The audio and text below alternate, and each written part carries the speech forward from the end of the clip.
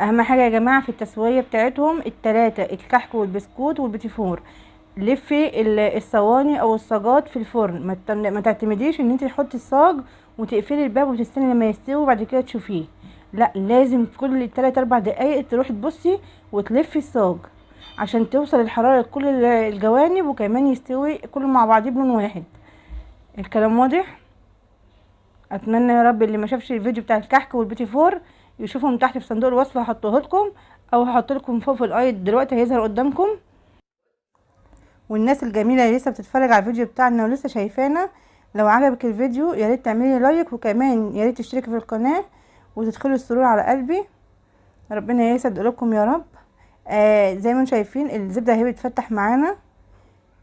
بناخد هدنه لو الناس تعبانه شويه زي كده، بتاخد هدنه شويه يعني ثواني وترجع تستعيد تاني الخفق.